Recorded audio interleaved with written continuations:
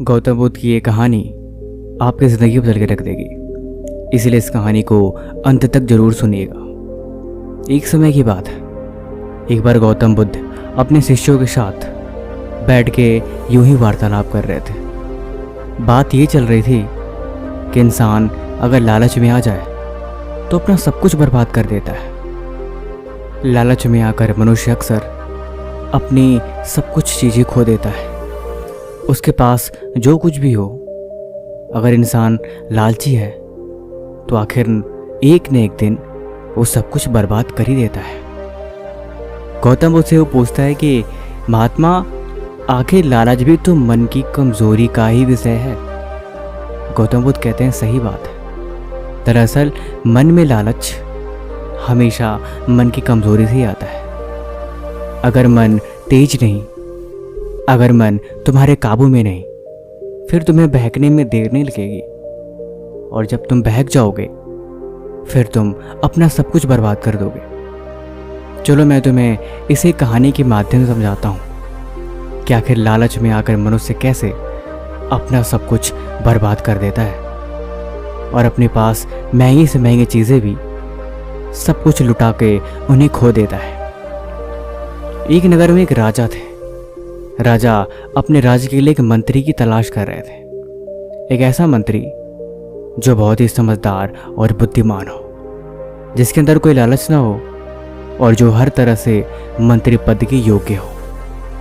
कई महीने राजा ने एक अच्छे मंत्री की तलाश करी, लेकिन कोई मंत्री मिला ही नहीं। अंत में राजा ने नगर में घोषणा करवा दी, जो भी मंत्री पद के लिए इच्छा रखता हो और जो समझदार और बुद्धिमान हो, वो राज्यसभा में आ सकता है।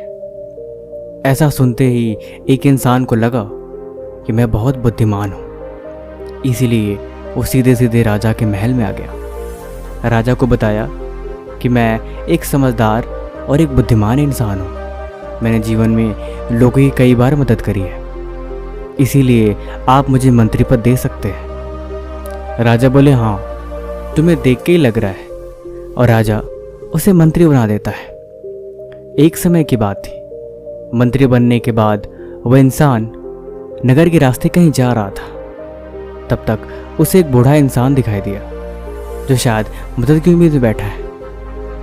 वो मंत्री से बोलता है, क्या तुम मेरी गठरी उठाने में मेरी मदद करोगे? दरअसल ये गठरी बहुत भारी है। मंत्री बोलता है, हाँ, क्यों नहीं, मैं ये गठरी जरूर उठाऊंगा। दरअसल मैं नदी के उस पार जा रहा था तो रास्ते में आप मिल गए।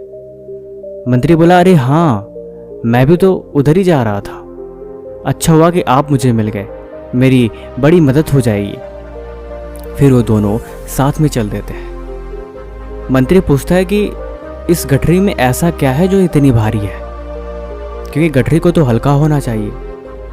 वो बूढ़ा इंसान बताता है कि दरअसल इसमें सिक्के हैं और मैं इन सिक्कों को लेके जा रहा हूँ। थोड़े दूर जाने पे नदी के किनारे एक और गठरी दिखाई देती है। वो बोलता है कि ये गठरी भी मेरी है, क्या आप इसे उठाने में मेरी मदद करोगे?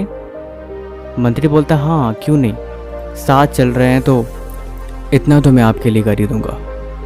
मंत्री वो भी गठरी उठा के बूढ़े के साथ चल देता है। मंत्री फिर पूछता है, अब इस गठरी में क्या है? ये गठरी भी बहुत भारी है। वो बूढ़ा बताता है कि दरअसल इसमें चांदी के सिक्के हैं और मैं इन्हें लेके जा रहा हूँ। नदी पार करने के बाद पहाड़ियों में फिर एक गठरी मिलती है। वो बूढ़ा बोलता है कि बेटा, मैं तो 2 गठरी लेके चल रहा हूँ, अगर तुम इस गठरी को उठा के मेरे साथ चलो तो तुम्हारी बड़ी मेहरबानी होगी। मंत्री पूछता है कि अब इस गठरी में क्या है? आखिर 3-3 गठरियां तुम लिए क्यों फिरते हो जब तुम्हें पता है कि तुम ऐसा नहीं कर सकते? वो बूढ़ा बोलता है कि दरअसल इसमें सोने के सिक्के हैं और मैं इन्हें लेके गांव जा रहा हूँ। क्या तुम इसे उठा के साथ चलने में मेरी मदद करोगे? मंत्री बोलता है, चलो ठीक है, मैं ये भी कर लेता हूँ। धीरे धीरे दोनों चलने लगते हैं। मजाक मजाक में ये बूढ़ा कहता है कि बेटा, तुम्हारे पास तो सोने के सिक्के वाली गठरी है और मेरे पास पहले से ही 2 गठरियां भरी पड़ी हैं। अगर तुम इन्हें लेके भाग भी जाओगे तो भी मैं तुम्हें नहीं पकड़ सकता। लेकिन मुझे लगता है कि तुम बहुत ही समझदार आदमी हो, तुम ऐसा काम करोगे नहीं। धीरे धीरे चलते चलते वो पहाड़ियों पे चढ़ना शुरू करते हैं। मंत्री के मन में लालच आता है कि यार ये बात तो सही है, अगर मैं इसकी गठरी को लेके भाग भी जाऊं तो भी ये मुझे पकड़ नहीं सकता। फिर क्या फर्क पड़ता है, बुढ़ा है, कर ही क्या लेगा। इतना ख्याल आते ही मंत्री उसे गठरी लेके भाग जाता है और अपने घर पे ले जाके उसे खोलता है तो देखता है कि उसमें कोई सोने के सिक्के नहीं होते, उसमें बस लोहे के मामूली से सिक्के होते हैं। उसे बहुत तेज गुस्सा आता है और वो बुढ़े को जोर जोर से गालियां देने लगता है कि मुझे बेवकूफ़ बनाता है, फालतू में मैंने उसकी मदद भी करी और उसके बावजूद भी उसने मेरे से झूठ बोला। लेकिन थोड़ी देर बाद वो बूढ़ा उसके घर आ जाता है और बोलता है कि तुमने मेरे सोने के सिक्के चुराए और तुम उन्हें लेके यहाँ भाग आए। मंत्री गुस्से में बोलता है कि मैंने तुम्हारी मदद करी, उसके बाद भी तुमने ये काम किया, तुमने मेरे से झूठ बोला।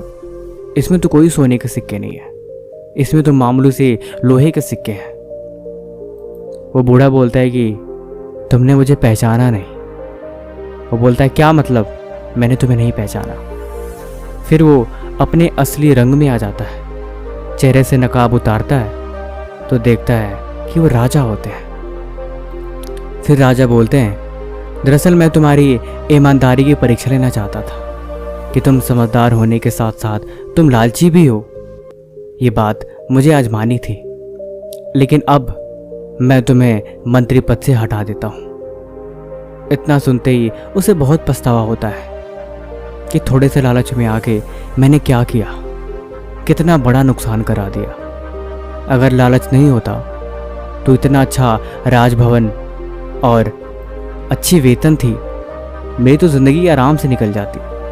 कहाँ मैंने आके अपनी पूरी ज़िंदगी बर्बाद कर दी। ये कथा सुन गौतम बुद्ध का एक शिष्य कहता है महाराज ये तो मन की बुराई है, लालच तो हमेशा मन की कमजोरी से ही आता है। वो ईमानदार था, उदार दिल का था, फिर भी उसने उसकी मदद करी, उसमें तो अच्छा ही किया उसके साथ। गौतम बुद्ध बोले हाँ उसने अच्छा किया, लेकिन उस अच्छाई का क्या फ़ायदा जिसमें लालच हो। जैसे एक छोटी सी मछली पूरे तालाब को गंदा कर देती है, वैसे ही मन का एक छोटा सा विकार तुम्हारे जीवन को बर्बाद कर देता है। तुम कितने अच्छे थे, तुमने कितने अच्छे काम किए, या फिर तुमने कितने सही काम किए, इन सब पे भारी पड़ जाती है तुम्हारी एक गलती। जब तुम एक गलती करते हो फिर इन चीज़ों का कोई मतलब नहीं रहता। वो इंसान सबसे ज़्यादा गलतियां करता है जिसका मन बहुत जल्दी बहक जाता है। प्रतिज्ञा लेना, सही रास्ते पर चलने के लिए सुदृढ़ होना, ये अलग बात है, लेकिन वैसा करना सबके बस की बात नहीं होती। मन कहीं ना कहीं इंसान को फंसा के लेता है, इसीलिए जीवन में हमेशा सावधान रहो।